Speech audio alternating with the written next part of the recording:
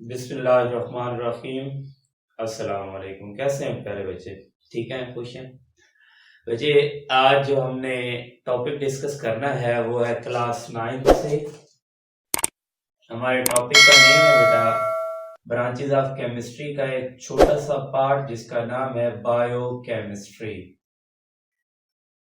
बच्चे, इस टॉपिक के अंदर हम डिस्कस करेंगे पहली चीज डेफिनेशन ऑफ बायोकेमिस्ट्री कि बायोकेमिस्ट्री होती क्या है। दूसरी चीज हम इसी के अंदर डिस्कस करेंगे इसकी इमर्जेंस, ये निकली कैसे, और तीसरी चीज हम इसके स्कोप की बात करेंगे। तो स्टार्ट करते हैं बेटा। Biochemistry, the branch of chemistry that deal the study of study of structure,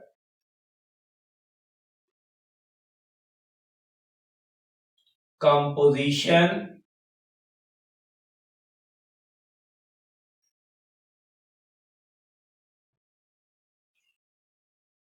and chemical reaction of substances, chemical reactions of substances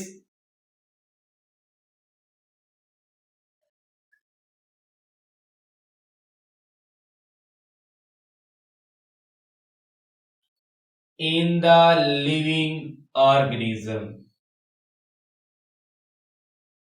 in the living organism। बेटा, हम किस चीज की बात करते हैं? यहाँ पर हम बात करते हैं उन कंपाउंड्स की या उन सब्सटेंसेस की, उन चीजों की जो के स्ट्रक्चर जिनकी और उनकी बनावट और उनके केमिकल रिएक्शन, ऐसे कंपाउंड जो के जिंदा जानदारों के अंदर पाए जाते हैं। आप अगर बायोकेमिस्ट्री को देखें तो इसके दो वर्ड हैं। एक है बायो, बायो जो है एक ग्रीक वर्ड बायो से डेराइव है, जिसका मतलब होता है लिविंग थिंग्स और लिविंग ऑर्गेनिज्म, जिंदा चीजें, जिंदा जानदार। तो ये एक बात होगी लिविंग ऑर्गेनिज्म के मुताबिक। केमिस्ट्री, केमिस्ट्री कहलाती है study of matter, structure, composition, chemical reaction, physical and chemical properties of a matter is known as chemistry. अब बायोकेमिस्ट्री क्या है? Study of all the substances, structure, composition, function of that compound which are present in the living organism। उन तमाम compound की हम बात करेंगे जो कि जिंदा जानदारों के अंदर पाए जाते हैं। It is called as biochemistry. और ये क्वेश्चन डीजी खान बोर्ड के अंदर 2014 के अंदर define biochemistry, right it's scope. और इसके साथ साथ क्वेश्चन एक एमसीक्यू पूछा गया गुजरांवाला बोर्ड के अंदर 2010 के अंदर। वो क्वेश्चन ये था, व्हाट इज बायोकेमिस्ट्री? बायोकेमिस्ट्री क्या है? वहां पर तीन ऑप्शन दिए गए थे, स्ट्रक्चर, फंक्शन ऑफ कंपाउंड्स, और तीसरी थी compounds which are present in the living organism. तो ये तीसरा ऑप्शन था। चौथा ऑप्शन इसके लिए था compounds of chemical reaction, compound of chemical reaction के मुताबिक पूछा गया था। लेकिन ये जो क्वेश्चन है बेटा, ये बहुत अहम था, एमसीक्यूज के अंदर भी पूछा जाता है और शॉर्ट क्वेश्चन के अंदर भी पूछा जाता है। तो ये इस कंपाउंड के मुताबिक बातें थी बेटा। अब इस कंपाउंड के अंदर बेटा हम कुछ और बातें भी डिस्कस करते हैं, जिसके अंदर हम डिस्कस करते हैं synthesis of compounds, synthesis of compounds. और सिंथेसिस कहते हैं बेटा बनाने को, compounds in the living organism, जिंदा जानदारों के अंदर अगर आप लोग कोई भी कंपाउंड बनता हुआ देखेंगे तो उसकी भी हम इसके अंदर स्टडी करते हैं। सिंथेसिस कहते हैं बनाना। और दूसरी चीज है बेटा metabolism. Metabolism of compounds. Metabolism of compounds in the living organism. जिंदा जानवर के अंदर मेटाबॉलिज्म भी होता है और सिंथेसिस भी होती है। बेटा इन दो बातों को हम डिस्कस कर लेते हैं। पहली जो बात की गई है बेटा सिंथेसिस। सिंथेसिस कहते हैं बनाना, टू मेक। आप कैसे बनाएंगे इस कंपाउंड को बच्चे? आपने पढ़ा हुआ है photosynthesis. Photosynthesis living organism, photosynthetic organism के अंदर पाया जाता है। वो प्लांट हो, वो अल्जी हो, वो सायानोबैक्टीरिया हो, तो इनके अंदर ये फोटोसिंथेसिस का फिनोमेना होता है। तो उसको भी हम स्टडी करते हैं इन बायोकेमिस्ट्री।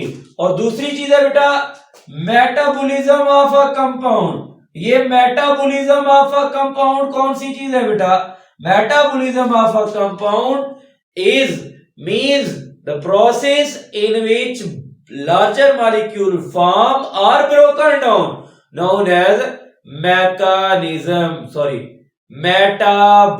इसे क्या कहते हैं बेटा? मेटाबॉलिज्म। ये जो मेटाबॉलिज्म ऑफ कंपाउंड है इनका हम डिस्कस करते हैं फॉर्मेशन ऑफ कंपाउंड और ब्रेकिंग ऑफ कंपाउंड। और मेटाबॉलिज्म दो तरह का होता है। एक को हम नाम देते हैं कैटाबॉलिज्म, एक को हम नाम देते हैं एनाबॉलिज्म। ये कैटाबॉलिज्म और एनाबॉलिज्म का क्या मतलब है बेटा? कैटा है कट से, कट का मतलब होता है तोड़ना। ऐसा मेटाबॉलिज्म जिसके अंदर हम चीजों को तोड़ दें, ब्रेक कर दें उन कंपाउंड को, उस फिनोमिना को कैटाबॉलिज्म कहते हैं। और ऐसा अमल जिसमें छोटे छोटे मॉलिक्यूल मिला के एक बड़ा मॉलिक्यूल बना दे उसे हम नाम देते हैं एनाबॉलिज्म। कैटाबॉलिज्म की एग्जांपल है बेटा हमारे पास सेलुलर रेस्पिरेशन, और हमारे पास एनाबॉलिज्म की एग्जांपल है फोटोसिंथेसिस। एनाबॉलिज्म की एग्जांपल कौन सी है बच्चे? फोटोसिंथेसिस। अब बेटा क्वेश्चन ये पूछा जाता है when biochemistry emerged as a separate field. ये सेपरेट फील्ड के तौर पर कब सामने आई? तो बेटा biochemistry emerged as a separate field, separate department, separate class of compound. ये उस वक्त हुई जब चार्ल्स साइंटिस्ट ने स्टडी किया compounds which are present in the living organism. उन कंपाउंड को स्टडी किया जो कि जिंदा जानदारों के अंदर पाए जाते हैं। एंड आल्सो डिस्कस, और उन्होंने इस बात का भी पता चलाया कि ये जो कंपाउंड है ये कैसे ट्रांसफर होते हैं from one form to another form. एक फॉर्म से दूसरी फॉर्म में ये चेंज कैसे होते हैं। तो इन तमाम चीजों को जब डिस्कस किया साइंटिस्ट ने कि ये कंपाउंड अलग थलग एक दूसरे से कैसे होते हैं, तो बेटा इन कंपाउंड को फिर अलग से नाम दिया गया ऑर्गेनिक कंपाउंड्स। और उन्हीं ऑर्गेनिक कंपाउंड में बायोकेमिस्ट्री के कंपाउंड्स आते हैं। बेटा इसके अंदर हम डिस्कस करते हैं biochemistry compounds like carbohydrates, proteins, lipids and also discuss vitamins and genetic material। Means genetic material में दो चीजें आती हैं। एक चीज आती है बेटा डीएनए, दूसरी चीज आती है बेटा इसके अंदर आरएनए। अब बेटा हम बारी बारी इन्हीं चीजों को डिस्कस कर लेते हैं। कार्बोहाइड्रेट्स, जिसे आप उर्फे आम में सादा अल्फाज के अंदर आप इसे एग्जांपल ले लें तो आपके पास ब्रेड है, रोटी, ये कार्बोहाइड्रेट्स है। इसे डिफाइन यूं करते हैं, polyhydroxy aldehyde and polyhydroxy ketones known as carbohydrates. ये हमारे पास मोनोसेकेराइड भी होते हैं, डाइसेकेराइड भी होते हैं और पॉलीसेकेराइड भी होते हैं। बेटा एग्जांपल के अंदर आपके पास स्टार्च है, ग्लूकोज है, सेलुलोज है, ये सारी के सारे कार्बोहाइड्रेट्स हैं। फिर आ जाते हैं प्रोटीन्स, उर्दू में कहते हैं लहम, लहमियात, गोश्त को कहा जाता है। अरबिक के अंदर लहम कहते हैं, उर्दू के अंदर गोश्त कहा जाता है। बेटा ये प्रोटीन्स क्या होते हैं? Proteins long chain of amino acid is known as proteins.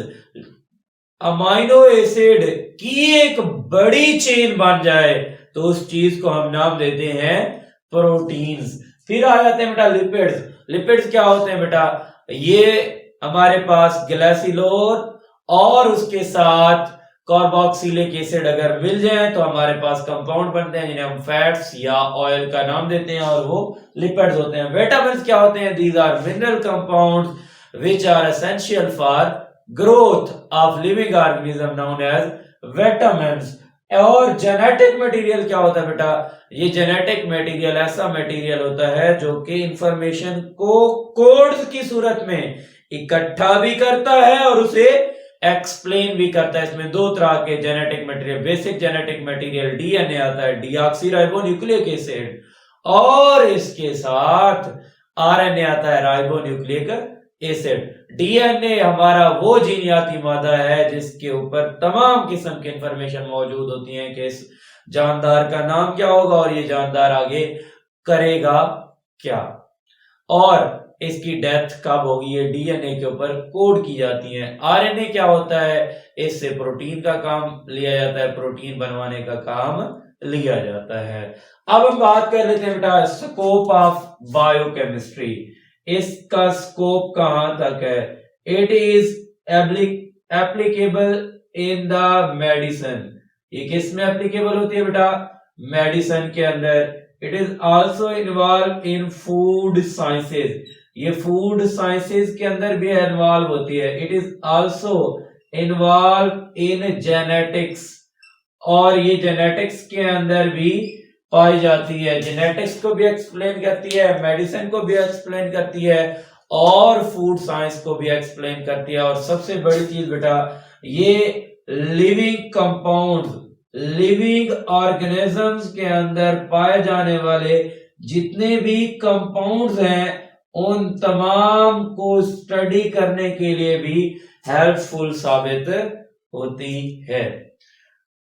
बच्चे आज का हमारा टॉपिक इतना ही था। नेक्स्ट हम टॉपिक डिस्कस करेंगे इंडस्ट्रियल केमिस्ट्री और एनवायरमेंटल केमिस्ट्री।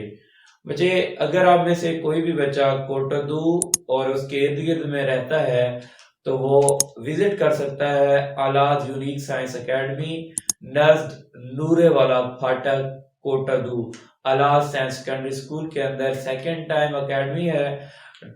2:30 से लेकर 4:30 तक ये एकेडमी ओपन होती है। वैसे 5 बजे तक भी ओपन होती है। अगर किसी बच्चे को कोई प्रॉब्लम हो केमिस्ट्री के अंदर 9th 10th first year second year BSc level तक या बीएस लेवल तक किसी भी बच्चे को प्रॉब्लम हो तो मुझसे रब्ता भी कर सकता है और मुझे एकेडमी में मिल भी सकता है।